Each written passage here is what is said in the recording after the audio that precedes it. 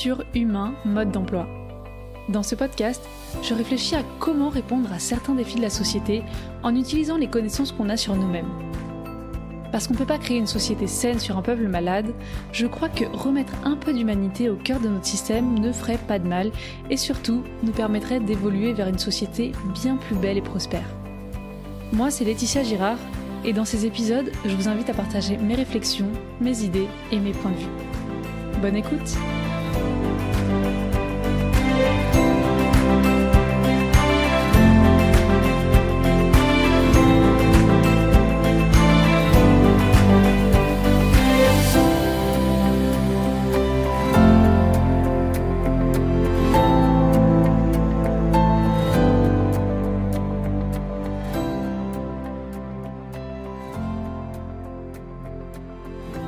Sommes-nous prédestinés à vivre tous sous médicaments ? C'est la question que je me suis posée quand j'ai vu les chiffres suivants. En 2027, les dépenses pharmaceutiques mondiales devraient atteindre près de 2000 milliards de dollars. C'est 400 milliards de dollars de plus que ce qui avait été estimé en 2022. Et je parle pas de la recherche, mais bien de l'argent qui va dans les traitements. Bon, mais même si la consommation de pilules et de cachets augmente, c'est pas pour autant que le nombre de malades, lui, diminue. Et c'est même le contraire. On estime aujourd'hui qu'environ 40% des Français sont malades. Et évidemment, plus on est vieux, plus on est malade. Enfin, évidemment, l'âge et la maladie ne sont pas forcément liés, mais on verra ça un peu plus tard. Pourtant, c'est grâce à la médecine moderne que notre qualité et notre espérance de vie se sont nettement améliorées. Petit retour en arrière. Au XVIIIe siècle, et avant, l'espérance de vie était beaucoup plus courte. On atteignait péniblement les 30 ans et on mourait de toutes sortes de maladies plus ou moins sympathiques. Les épidémies de peste, par exemple, hyper sympa.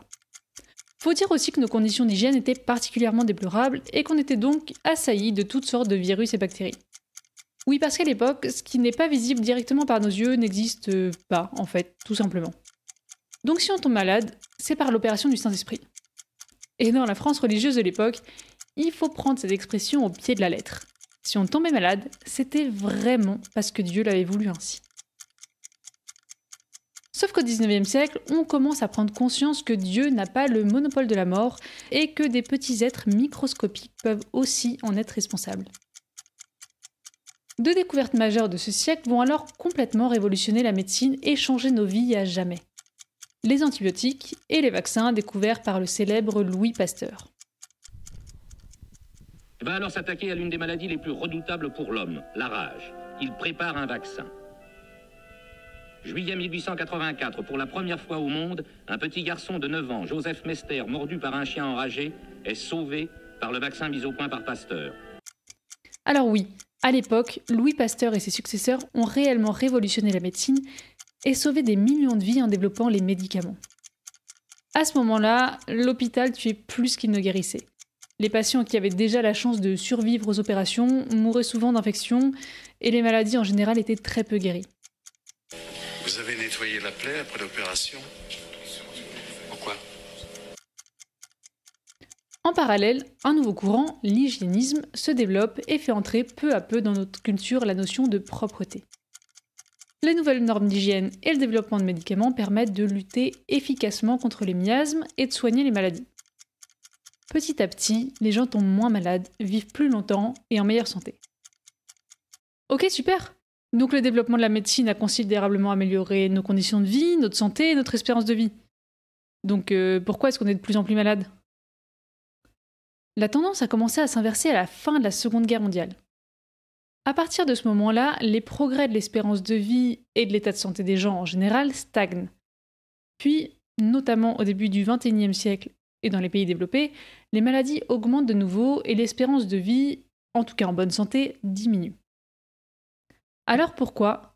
Tout simplement parce qu'on a changé de type de maladie.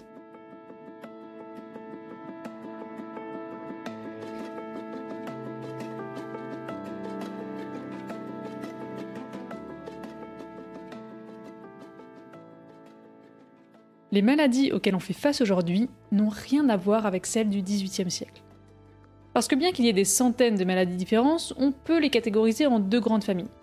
Les maladies qu'on appelle les maladies aiguës, qui sont les maladies infectieuses et virales comme la grippe et la pneumonie. Ça, c'est les maladies qui étaient le plus courantes avant le 19e siècle et dont on mourait, on va dire, très souvent. Et les maladies chroniques, comme le diabète et les maladies cardiovasculaires, qu'on appelle aussi les MNT pour maladies non transmissibles. Le hic, c'est qu'on essaie de soigner ces maladies de la même manière, avec des cachets et des médicaments, alors qu'elles n'ont rien à voir avec des maladies infectieuses. Résultat, ça fonctionne pas très bien et des millions de personnes sont contraintes de vivre sous médicaments. Alors, ça leur permet de survivre avec leur maladie, oui, mais ça a aussi beaucoup d'inconvénients. Les médicaments ont des effets secondaires, la maladie n'est pas soignée, donc elle impacte toujours le malade, ça coûte cher et au final, personne n'est gagnant. Ni les médecins, dont la vocation c'est quand même de soigner les gens et de venir à bout de leurs problèmes, ni les patients qui sont alors dépendants de produits chimiques pour vivre et dont la maladie provoque d'autres désagréments, pour dire ça gentiment, ni la sécurité sociale, dont le trou a été tellement creusé qu'il ressemble davantage à un terrier.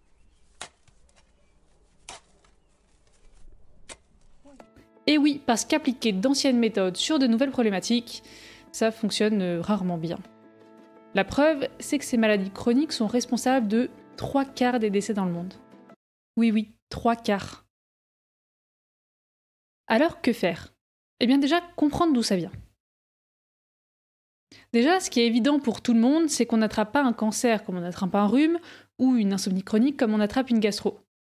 On se réveille pas un beau matin avec un Alzheimer. Comme toutes les maladies chroniques, elles s'installent sournoisement dans notre corps, petit à petit, au fur et à mesure que les mois et les années passent. En fait, la maladie, c'est la partie émergée de l'iceberg.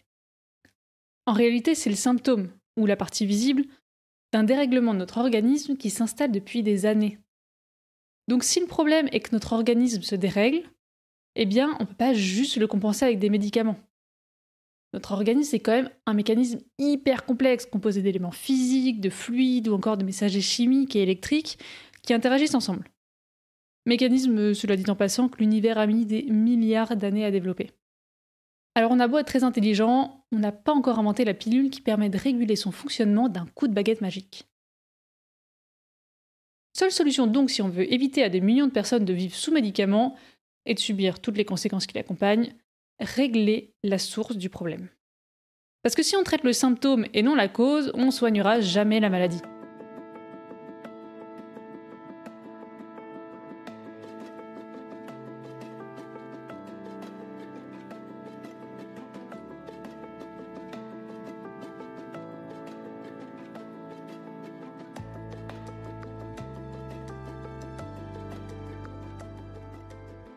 L'une des maladies chroniques les plus connues et les plus répandues aujourd'hui, c'est le diabète de type 2. Et ce qu'on sait en général du diabète, c'est que c'est un problème de sucre dans le sang dû à une surconsommation de ce dit sucre pendant des années. Bon, sauf que c'est complètement faux. Alors oui, il y a un problème de sucre dans le sang chez les personnes atteintes de diabète. Mais ça, c'est le symptôme du problème, pas la cause. Le diabète n'est pas un problème de sucre, c'est un problème de résistance à l'insuline. Vous savez, cette hormone qui régule la quantité de sucre dans le sang. Bon, quand on mange un carré de chocolat, le taux de sucre dans le sang augmente, et en réponse, on produit de l'insuline pour réguler ce sucre. Quand on a une résistance à l'insuline élevée, il en faut plus pour réguler la même quantité de sucre. Ça marche un peu comme l'alcool. Plus vous en buvez, moins vous êtes sensible à ses effets. Donc vous devez en boire plus pour vous sentir un peu pompette. Bon, et bien avec l'insuline, c'est la même chose. Plus vous êtes résistant, plus vous devez en produire pour avoir les mêmes effets. Et au moment où elle ne peut plus contrôler la quantité de sucre dans le sang, la maladie est diagnostiquée. Donc ça prend quand même quelques temps.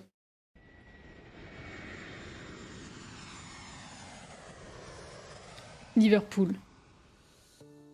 Dottie, j'ai une mauvaise nouvelle à vous annoncer. Vous êtes atteinte de diabète de type 2. Votre corps est devenu intolérant à certains types d'aliments. Pour le moment, il ne tolère plus du tout le sucre et les glucides, raffinés ou non. Vous devez les supprimer de votre alimentation. Docteur, je comprends pas, je mange pourtant assez peu de sucre. Ce qui cause votre maladie peut être votre alimentation, oui, mais ça peut être aussi bien d'autres choses. Un stress chronique dû à votre travail, un stress émotionnel dû à un traumatisme, une carence de sommeil due à vos horaires décalés par exemple, un problème respiratoire ou un déséquilibre de votre microbiote. Les causes sont diverses, mais ne vous en faites pas. Nous trouverons celle qui vous concerne. 6 semaines plus tard, Dottie était complètement guérie. Ça marche pour le diabète, mais ça marche avec toutes les autres maladies chroniques.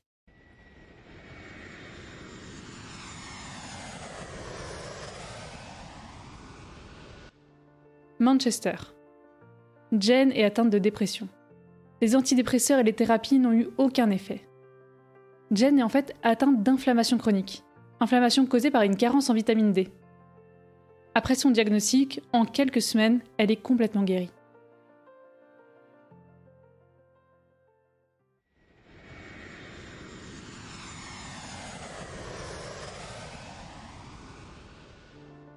San Francisco. Le professeur Branson s'est spécialisé dans la maladie d'Alzheimer. Pour chacun de ses patients atteints de démence, il inverse le déclin cognitif. Pour chacun de ses patients, il trouve ce qui a, dans les 20 années précédentes, pu causer la démence. Il trouve la racine du problème, il la traite, et ses patients guérissent. Oui, même pour la démence, ce processus marche, et pour toutes les maladies chroniques. De quoi donner de l'espoir à des millions de personnes et d'en finir avec les piluliers qui débordent. Parce que si les personnes âgées sont plus souvent atteintes de maladies que les jeunes, c'est parce qu'elles sont plus fragiles, certes, mais c'est aussi et surtout parce que leur organisme a eu beaucoup plus de temps et d'occasion de se détraquer au cours de leur vie que chez les jeunes. Et comme les maladies mettent du temps à arriver, plus on est vieux, plus on a de chances d'en avoir. La super nouvelle, c'est que notre corps est extrêmement bien fait et très résilient. Il a le super pouvoir de soigner tout seul quand il est dans les bonnes conditions. D'ailleurs, c'est ce qu'il fait à chaque seconde. Il lutte contre les parasites, élimine les substances toxiques, détruit les mauvaises cellules, etc.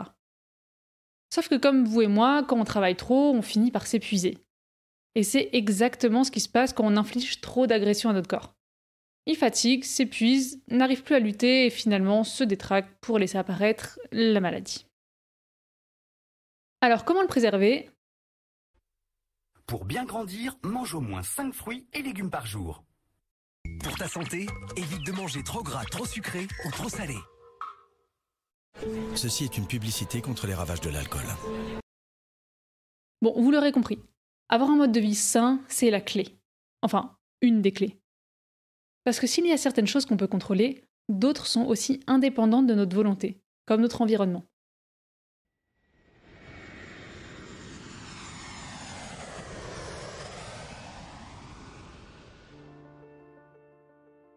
Los Angeles.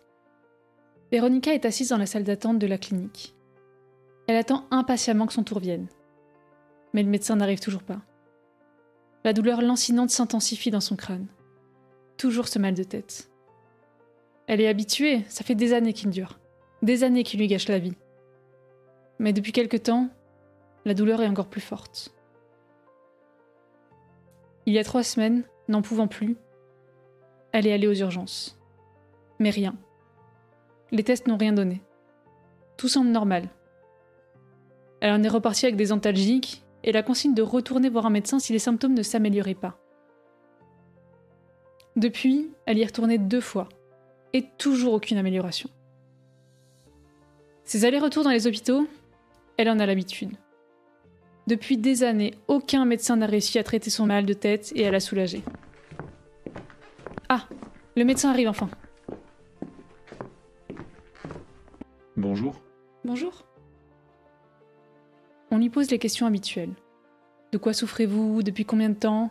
On lui prend sa tension, bref, le même manège que d'habitude. Soudain, on lui pose une question à laquelle elle n'a encore jamais répondu. Pouvez-vous me parler de l'endroit où vous vivez, et particulièrement de l'état de votre logement ? Rien de particulier, peut-être un peu d'humidité, comme dans tous les appartements de mes voisins. Quelques cafards dans le couloir de l'immeuble, mais à part ça, je vois pas. Après avoir répondu à toutes les questions, le médecin lui annonce. Madame, je crois que je sais de quoi vous souffrez. Vous souffrez d'une allergie chronique, provoquant des migraines, des maux de tête et une congestion des sinus. Et je crois que tout ça vient de l'endroit où vous vivez. Il lui administre un traitement, des médicaments pour apaiser ses symptômes et la visite d'un spécialiste chez elle. Non pas un médecin spécialiste dans les allergies, mais un agent sanitaire pour identifier dans son appartement la cause de son allergie. L'humidité de l'immeuble de Véronica, en s'installant et en permettant le développement de moisissures et la présence d'insectes, avait provoqué l'allergie chronique dont elle souffrait depuis des années. Quelques mois plus tard, 90% de ses symptômes avaient disparu et elle ne prenait plus de médicaments. Il faut savoir que Véronica vit dans un quartier défavorisé de Los Angeles, dans lequel l'insalubrité des logements est monnaie courante. Mais bon, on n'a pas besoin de traverser l'Atlantique pour voir ça. Des centaines, pour ne pas dire des milliers de logements en France sont dans des environnements favorisant les maladies. Parmi les facteurs de maladie, on peut citer l'insalubrité, la pollution, l'éloignement aux espaces verts ou naturels, le bruit, l'insécurité, l'exposition à des produits chimiques et des perturbateurs endocriniens. Bien sûr, il y a aussi tout ce qui est pesticides, qualité de l'eau, etc. La liste est assez longue. Certaines sont moins connues que d'autres. Par exemple, le bruit peut provoquer des problèmes de sommeil qui, eux-mêmes, engendrent des maladies. Et l'insécurité, un stress chronique, lui aussi responsable de son lot de problèmes. D'ailleurs, globalement, toutes les maladies chroniques ont les mêmes sources. L'alimentation, le stress, le manque ou la mauvaise qualité de sommeil, la sédentarité, le déséquilibre du microbiote, le soleil, trop ou trop peu, les produits chimiques, etc. Alors qu'est-ce qu'on fait une fois qu'on sait ça ? On se gave tous de médicaments pour survivre. Après tout, c'est nous qui avons constitué ces environnements toxiques, alors autant continuer à s'empoisonner avec des produits chimiques. Bon, l'autre solution, c'est quand même d'essayer d'agir intelligemment en essayant d'éviter tout ce qui provoque ces maladies, et quand elles sont là, de les soigner réellement.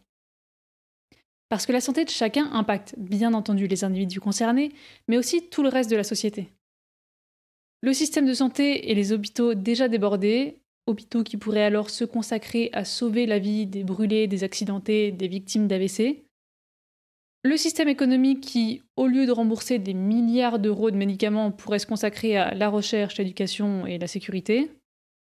L'emploi et les entreprises qui peuvent être affectées par l'impossibilité ou la difficulté de certaines personnes malades à travailler. Et le tissu social pour qui chaque proche malade est une source d'inquiétude, d'angoisse, de temps et d'énergie à dépenser. Alors oui, chacun est responsable de lui-même, de sa santé et de son mode de vie. Mais nos chers politiques ont aussi leur rôle à jouer. La République, c'est moi! Parce que bon, c'est bien beau d'applaudir les soignants et de leur donner plus d'argent, si tant est que ce soit le cas.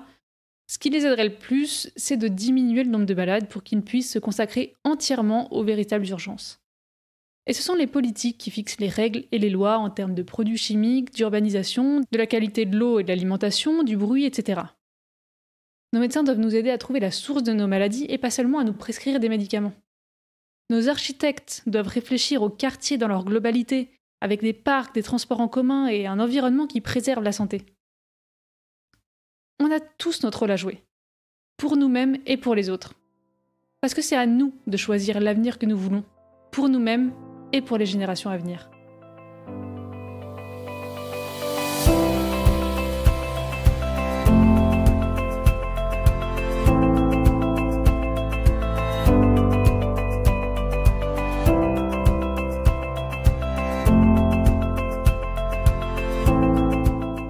Merci de m'avoir écouté, j'espère que cet épisode vous a plu.